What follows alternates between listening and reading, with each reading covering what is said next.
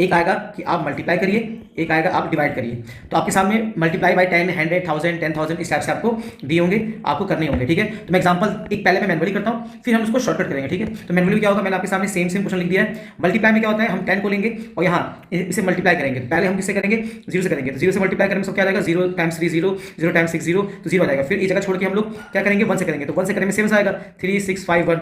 Add कर लेंगे यहाँ पे 0, ये 3, ये 6, ये 5 और ये 1।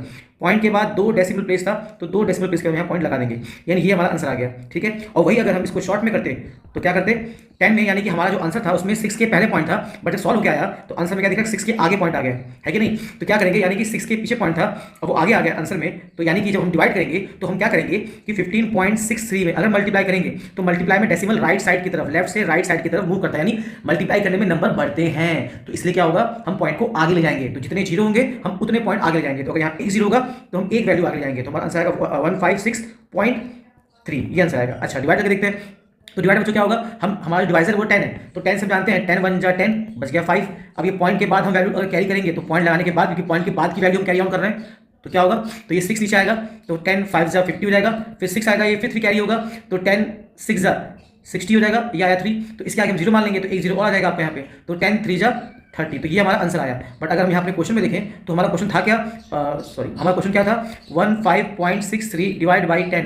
तो जो आंसर आया वो आया 1.563। तो हम देख क्या रहे हैं कि जो हमारी वैल्यू है वो एक नंबर पीछे आ गया। देखिए 5 के पहले आ गया हमारा आंसर, और था कहाँ, 5 के आगे था, यहाँ पॉइंट था, आ कहाँ गया है, 5 के पीछे। इसका मतलब अगर एक 0 होगा तो एक वैल्यू पीछे पॉइंट आएगा, यानी कि 15.63 डिवाइड बाय अगर 10 करेंगे तो जो हमारा आंसर आएगा वो आंसर में क्या होगा, अगर एक 0 है तो एक वैल्यू पीछे पॉइंट आ जाएगा, तो 1.563 ये इसका आंसर आएगा।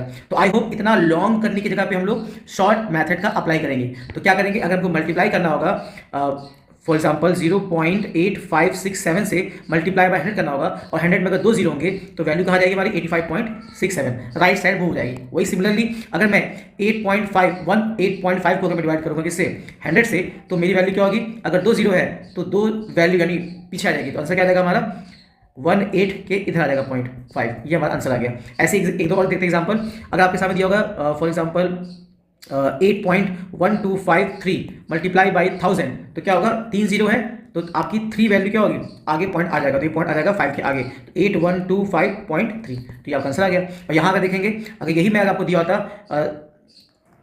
5.3 दिया होता और इसको डिवाइड करना होता किससे हमको, 1000 से, तो ये 3 0 है तो ये 3 वैल्यू जाएगी पीछे, बट यहाँ पे तो आपको एक ही वैल्यू दिख रही है, तो आप इसके पीछे 0 0 0 मान सकते हैं। तो अब क्या होगा, 3 0 होंगे, 3 वैल्यू पीछे पॉइंट आएगी, तो आपका आंसर कितना आ जाएगा 0053, और यहाँ आ जाएगा आपका पॉइंट। तो वैल्यू 3 वैल्यू क्या हो गई, पीछे आ गया पॉइंट। आई होप आप समझ रहे होंगे।